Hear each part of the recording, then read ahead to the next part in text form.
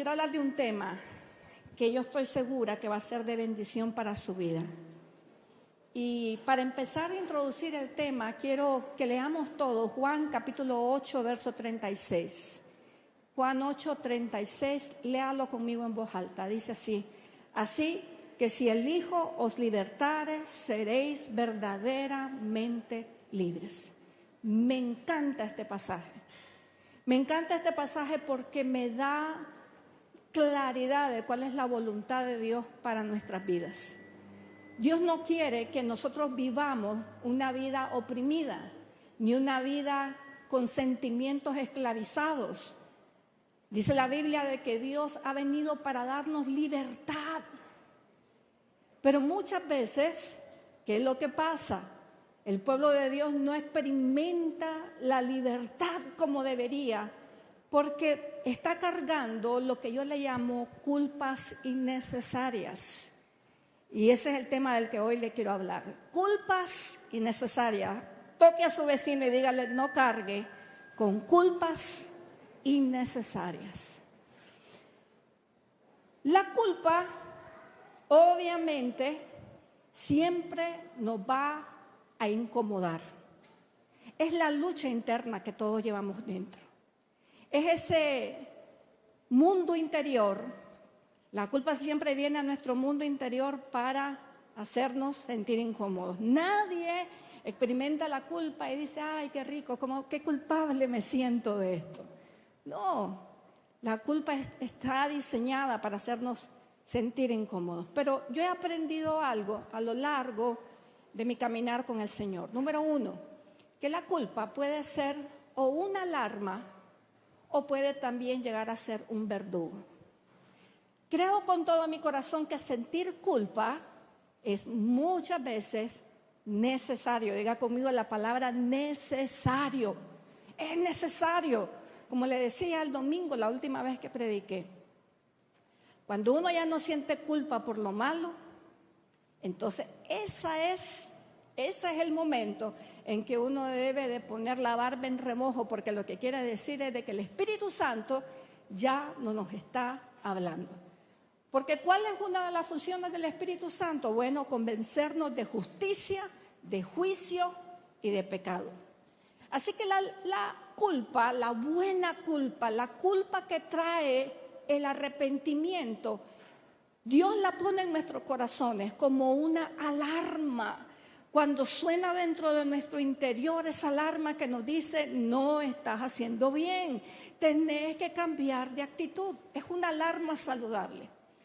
Pero también la culpa puede llegar a ser en la vida del creyente un verdugo, y un verdugo sumamente despiadado. Hay personas que nunca experimentan la libertad en Cristo porque siempre se sienten mal. Cargan todo el tiempo un espíritu acusado. Jamás llegan a sentirse libres, sin condenación.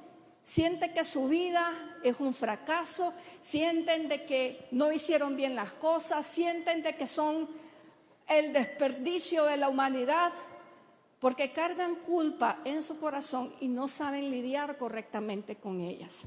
Y la culpa puede llegar a ser un verdugo para usted si usted no se cuida de esto. Si usted y yo no sabemos gestionar la culpa, vamos a vivir una vida de depresión, de ansiedad, por no saber gestionar bien la culpa. Ahora, vámonos antes que vayamos a primera de Juan, quiero introducirle algunas razones por las que muchas veces nos sentimos mal, que no necesariamente pueden venir como raíces de pecado, sino que son culpas que cargamos en nuestra vida producto de algunas vivencias que vamos experimentando a lo largo de la vida. Por ejemplo, hay personas que tienen culpas culturales. De repente, toda la cultura o el país donde viven tienen esta o X o Y costumbre, y a usted no le gusta la costumbre, no se siente de esa manera, y entonces más de alguien le puede decir: vos no pareces tal cosa. O muchas veces cuando no cedemos a la presión de lo que la mayoría de las personas están haciendo, entonces nos podemos llegar a sentir culpables. Pero también existen culpas que han sido puestas en nuestras vidas por familiares. Quizás en la crianza, generalmente la familia comenzó a decirnos cosas como: vos deberías de hacer esto, vos deberías de hacer lo otro, no haces suficiente de esto, no haces suficiente de lo otro, nunca te fuiste un profesional, no servís para nada, no hiciste estudios. Y comenzamos a cargar con culpas también familiares, puestas por la familia. Otras son culpas sociales. De repente, en la sociedad donde vivimos hay ciertos estándares y cuando sentimos que no llenamos esos estándares, entonces nos sentimos culpables, nos sentimos malas personas, nos sentimos que estamos robando el aire que respiramos. Hay otras, por ejemplo, culpas que son autoimpuestas. Nadie las colocó allí, uno solito se las puso. Por eso es que usted y yo muchas veces tenemos conversaciones donde le pedimos perdón a gente y las personas nos dicen: pero ¿por qué me estás pidiendo perdón? No me has hecho nada. Pero son culpas autoimpuestas de estándares que nosotros mismos tenemos y cuando no lo cumplimos, cuando no llegamos a la meta, entonces nos sentimos mal.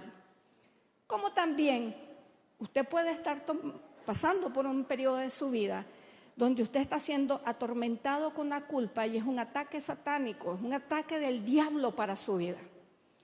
Al diablo le encanta que nosotros vivamos bajo el yugo de la culpa y el yugo de la esclavitud.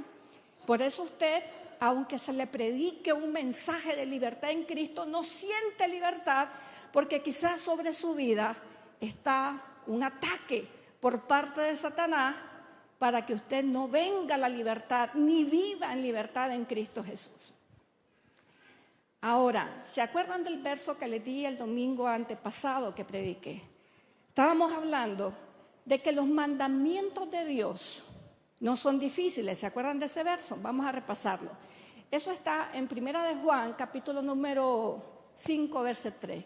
Dice así, léalo conmigo. Pues este es el amor a Dios, que obedezcamos sus mandamientos. Y sus mandamientos, que dice, no son difíciles de cumplir. ¿Por qué les quiero traer este pasaje ahora a esto? Quiero que vea este detalle, vea este dato que traje aquí. Miren, cuando Dios le entregó la ley al pueblo de Israel, Él le dio un compendio de 613 ordenanzas. Las más importantes se las resumió en 10 mandamientos, que usted lo puede leer en Éxodo capítulo número 20.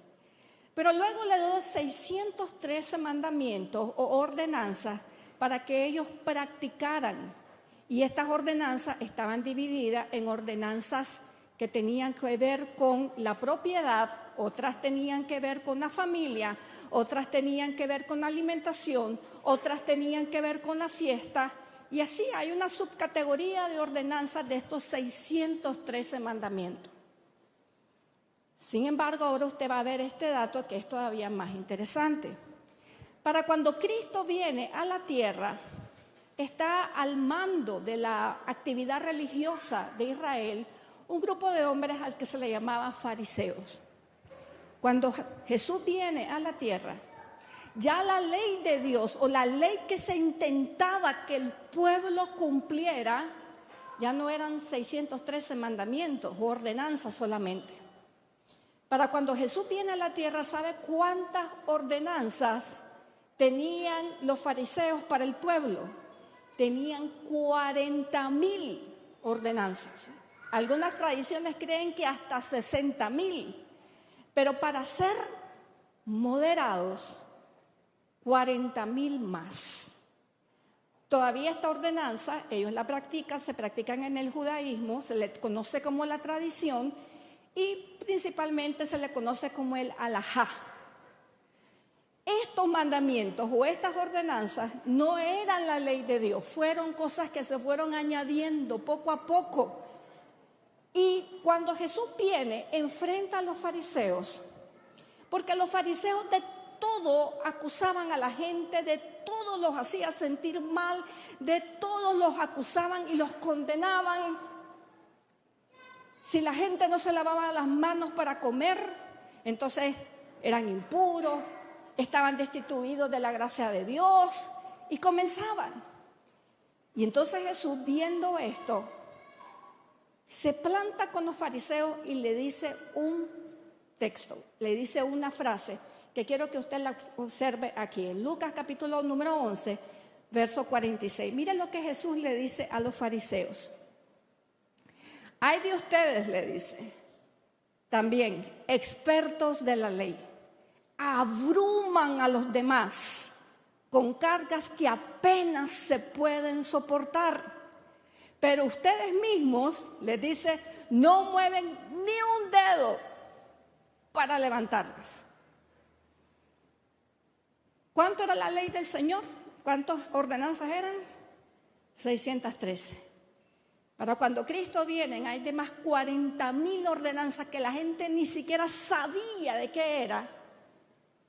Y cuando no cumplían, le caía el sistema religioso encima. ¿Qué hacía esto? Que hacía que las personas jamás se sintieran, nunca llegaran a sentirse que tenían paz con Dios.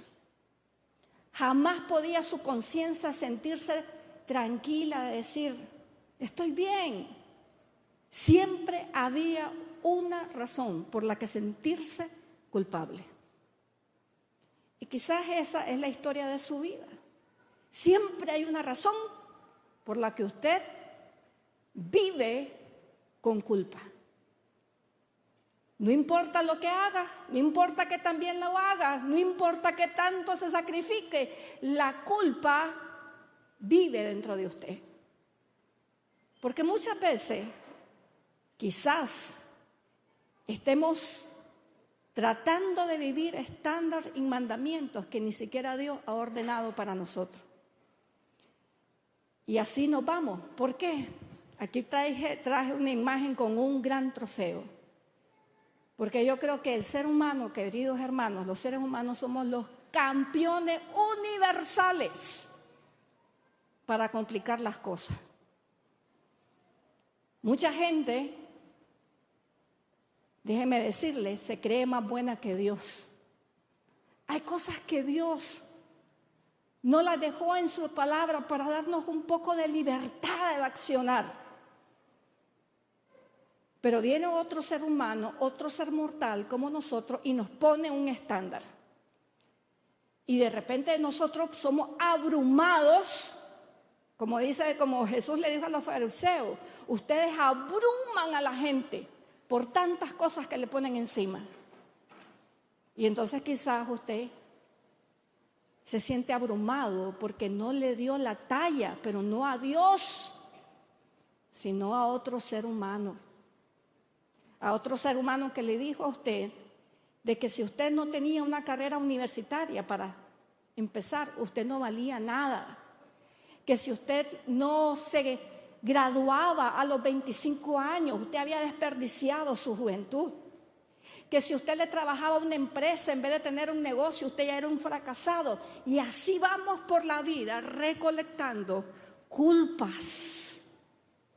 Y por eso muchas veces no sentimos libertad en Cristo Jesús. No sentimos esa la libertad. Entonces, ¿qué vamos a hacer? ¿Qué vamos a hacer la próxima vez que usted sienta culpa en su interior? Porque yo creo que toda experiencia humana la va a experimentar. Y como le digo, no descarte toda culpa. Hay culpas, sensaciones de culpa que son buenas y son alarmas. Pero Dios no quiere que viva usted así. Entonces, ¿qué podemos hacer la próxima vez que la culpa toque su puerta y le diga, a ver, ¿por qué nos vamos a sentir mal hoy? Yo recuerdo que mi esposo, éramos novios, estábamos empezando a jalar, cuando un día me dijo algo que me hizo reflexionar. Esta es una historia de hace 30 años. Yo recuerdo que un día él llega a la casa y me dice, ajá, Carolina, ¿de qué vas a estar hoy preocupada? Y me quedé así asustada. O sea, era como decirme, ¿cuál es la preocupación de hoy? Y entonces me dice, mira, vos tenés, me dice, una cajita de preocupaciones. Cuando tenés un día libre, sin preocupaciones, me decía él, vos te vas a tu cajita. Y entonces abrí tu cajita y decís, a ver, ¿por qué me voy a preocupar hoy? ¿Por qué me voy a sentir mal hoy? Mire, me sentía avergonzada, pero yo tenía razón, tenía toda la razón. Y a veces ese es nuestro estilo de vida. Quizás usted ya resolvió una culpa que tenía, pero el alma se acostumbra tanto a vivir en ese sentirse mal, que cualquier cosa, a usted y a mí, nos puede hacer sentir culpables otra vez. Y déjeme decirle, queridos hermanos, que eso no es vida. Entonces, ¿qué se hace? ¿Qué se hace cuando la culpa viene a su corazón? Número 1, no la deje entrar así por así. Usted la tiene que cuestionar, revisar, razonar antes de aceptarla. Esta semana fui donde una doctora y tenía el efectivo para pagarle. Había llevado mi pago en billetes de $20. Entonces, cuando le estoy pagando billete de $20, ella agarra uno de los billetes y me dice, ¿tiene otro billete con que usted me pueda reponer este? Y le digo, ¿por qué? Es que manchado, póngame el billete de $20 para ubicarme, el billete. Me dice, manchados, me dice, no me lo aceptan en el banco. Gracias a Dios que llevaba uno más y entonces se lo cambié. Pero pensando en este mensaje, ahora que lo estaba haciendo, yo digo, ¿sabe? Me impresionó ella porque un billete de $20 es un billete de $20. Si a usted le doy algo aquí, un billete de $20, ¿cuánto me lo rechazan? Nadie, ¿verdad? ¡Qué alegre! Pero, digo, qué interesante, se dio el gusto de decir, cámbiame esto no me sirve a mí. Y digo, ¿qué tal si hiciéramos eso cada vez que la culpa quiere entrar en nuestro corazón? En vez de aceptarla de una, poder detenernos un ratito y preguntarnos, ¿me quedo con esto? ¿Esto me va a servir? ¿O esto es algo que en el futuro me va a dañar? Porque nadie más lo va a querer. Pero, amados hermanos, tenemos que, antes de aceptar cualquier cosa en nuestra vida, una de las cosas más importantes que usted puede hacer con su vida espiritual es cuestionar. Y usted tiene que cuestionar cada vez que sienta una culpa. Número 1, si esta culpa es una alarma, quiere decir de que el Espíritu Santo le está avisando que algo anda mal, que algo tiene que cambiar, o tiene que analizar si esa culpa que usted está sintiendo es un verdugo que lo quiere torturar. Usted tiene de un paso, no recibirla, ay, sí, yo soy culpable, porque hay cosas, amados hermanos, que pasan en la vida y que usted no va a ser culpable. Pero el diablo le va a encantar decir, por tu culpa pasó eso. Y tenerlo atormentado sin que usted pueda dormir. ¿Qué tiene que hacer usted? Decir, ay, sí es cierto, sí es cierto. No podemos hacer esto. ¿Sabe? Hay personas que van a venir a usted y de una vez le van a decir cosas para hacerlo sentir culpable. Usted tiene que aceptar toda culpabilidad que le echan encima. Yo creo que lo más sano es decir no. Amén. No puede aceptar esa culpabilidad. No es manera de vivir. ¿Cuántas cosas le llegan a decir a uno en esta vida? Ah, es que vos no servís porque hiciste esto. Y uno ahí lo recibe y se queda pasivo. Y entonces el verdugo dice, ah, ya lo tengo. Cayó. Pero si por cada vez que usted fuera acusado, usted se parara primero y dijera, a ver, esto es una alarma, Dios me quiere decir algo. ¿Sabe? Hay personas que quizás a mí me han dicho cosas que no me gustaron, pero yo sé que Dios las mandó para decírmelas, porque me dio testimonio a mi corazón. Hay otras personas que me han dicho cosas que yo sabía, que sé que eso no vino de parte de Dios.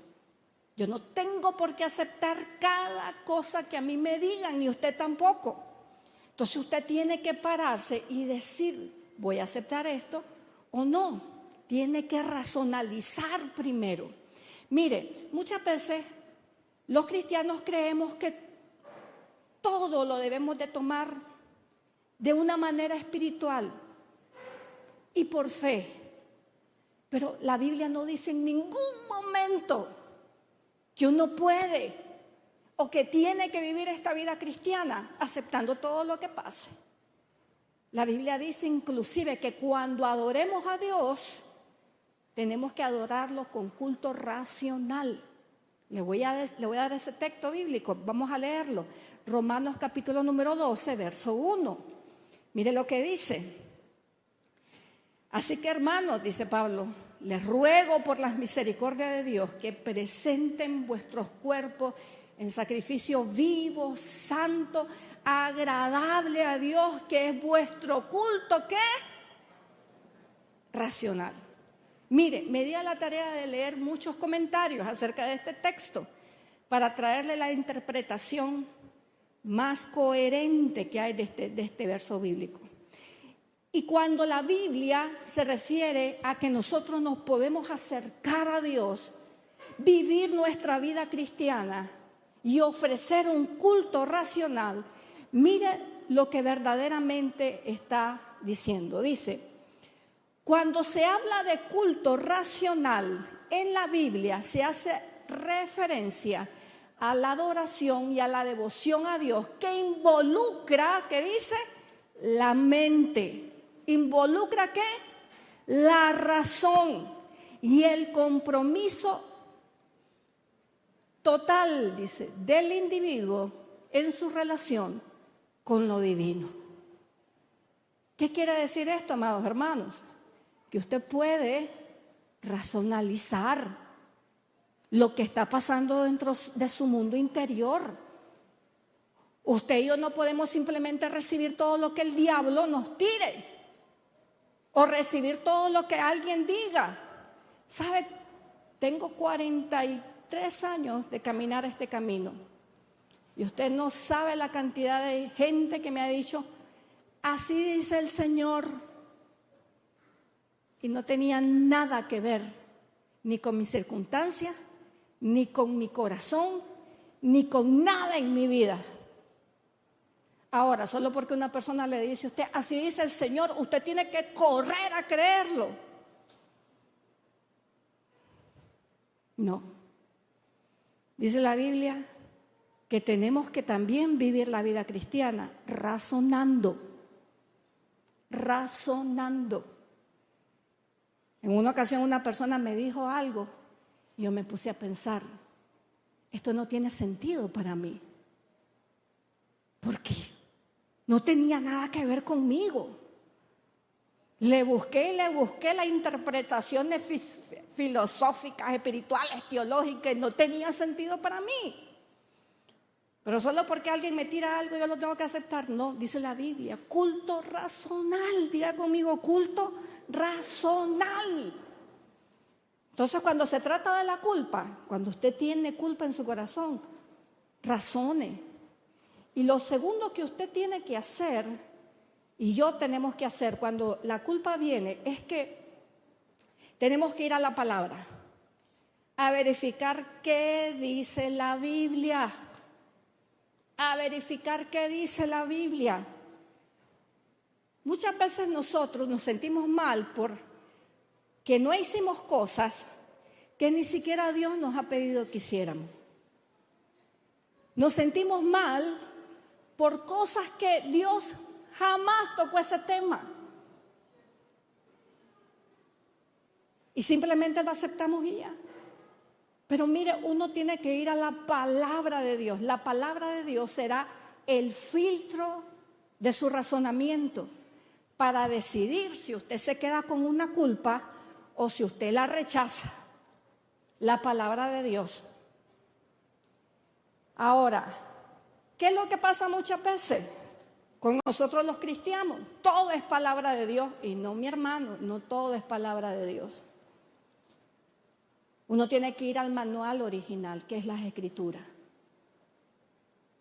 Y si usted, por ejemplo, alguien le dice, mira, vos andas mal con Dios. ¿Por qué crees que ando mal con Dios?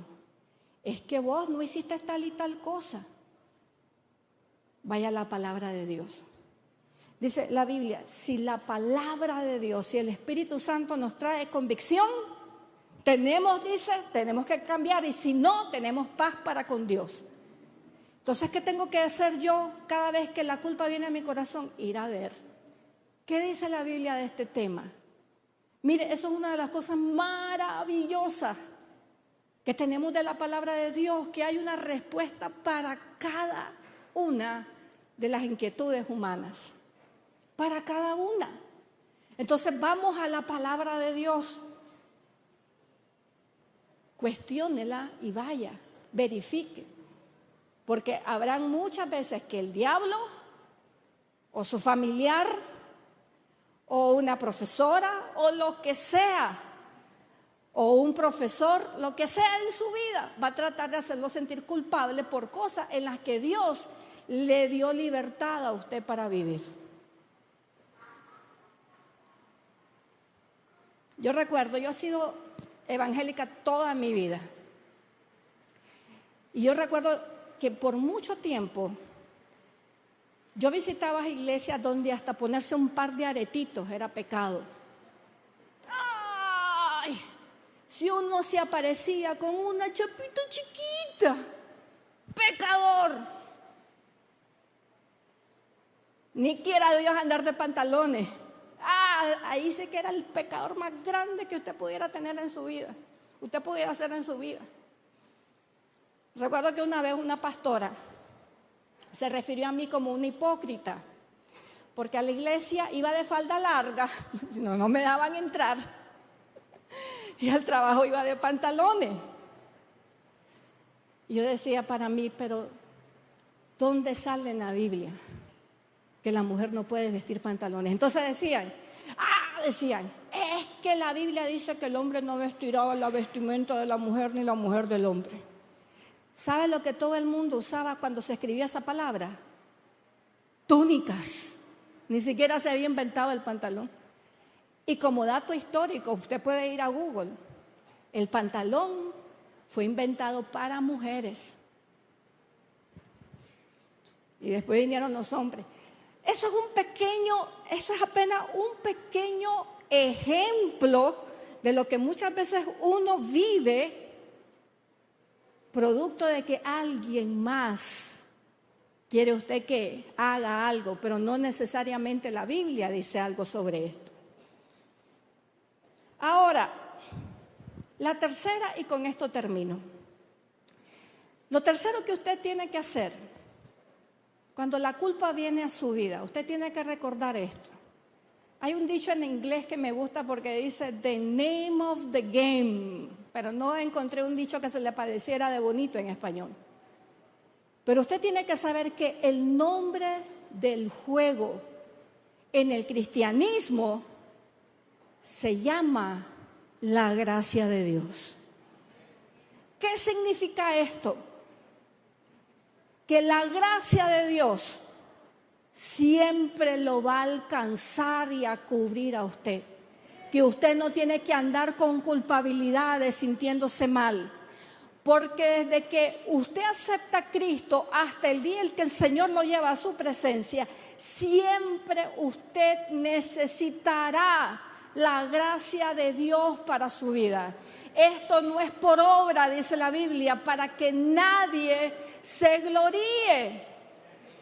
Nadie se puede, no, es que yo soy perfecto. ¿Sabe? Le tengo una noticia. Grábese eso en la cabeza, que yo ya me lo grabé también hace mucho tiempo. Usted nunca va a ser perfecto. y tampoco va a ser suficiente. Nunca, hasta lo puse allí, ¿usted cree que algún día usted va a llegar al punto de su vida donde no va a fallar y va a ser perfecto? Déjeme decirle que no se llega, porque todo está diseñado para que usted y yo a lo largo de nuestra vida necesitemos del favor y de la misericordia de Dios, para que usted y yo a lo largo de nuestra vida corramos hacia Dios que tiene misericordia de nosotros. De manera que cuando usted y yo andemos en nuestras luchas de culpa, ¿sabe a dónde tenemos que recorrer? Tenemos que correr a Cristo. Tenemos que correr a Cristo, porque nunca vamos a ser perfectos. Y usted tiene que aprender, y yo también, a recibir la gracia de Dios. ¿Sabe? Y no es irresponsabilidad. Muchas veces uno falla. ¿Sabe lo que usted tiene que decir? Bueno, soy humano. Diga conmigo, soy humano. ¿Cómo se va a usted a exigir que nunca va a fallar? Usted es humano. Hasta el apóstol Juan en una ocasión dijo: el que dice que no peca es mentiroso y hace de Dios mentiroso. Porque todos vamos a pecar. Pero para eso tenemos la gracia de Dios para nuestra vida. Amén. Para eso tenemos la gracia de Dios para nuestra vida. Esto no es una licencia para hacer lo que hacía alguien que hace muchos años conocí. Le decía a una persona: acóstate conmigo, si la gracia de Dios es infinita, decía. Vamos a pecar. Y al día siguiente, Dios nos perdona. Porque ¿qué dice la Biblia? Nuevas son sus misericordias cada mañana, decía. Qué lindo. Tampoco es eso. Dice la Biblia que el que peca deliberadamente es como que volver a clavar a Cristo y pisotear la sangre en la que fue limpiado. Amén. Pero si usted, como un simple mortal, y yo también, que todavía andamos por este planeta, fallamos, hermano, lidie correctamente con esa culpa. Porque Dios no quiere que usted viva sintiéndose mal. Toque a su vecino y dígale: Dios no quiere que te vivas sintiendo mal todo el tiempo. Dios quiere que usted disfrute, que usted ponga una canción, que usted cante, que usted se deleite. Hay personas que no saben lo que es deleitarse en el Señor. ¿Y sabe qué dice la Biblia? Deleítate en el Señor y Él te va a conceder las peticiones de tu corazón. Pero si usted vive con culpa todo el tiempo, ¿qué va a pasar? Usted no se va a deleitar en el Señor. Y así. Mire lo que dice Hebreos 4:16. La próxima vez que la culpa llegue a su vida, dice Hebreos 4:16, acérquese a Dios. No importa qué tan lejos se fue. No importa qué tan bajito cayó. ¿Qué dice la Biblia? Acerquémonos a Dios. Confiadamente al trono ¿de qué? De la gracia. Para alcanzar misericordia y hallar gracia para el oportuno socorro. Amados hermanos, usted y yo nunca seremos suficientes. Jamás. No espere eso en su vida. Siempre vamos a necesitar que Dios nos perdone. Siempre.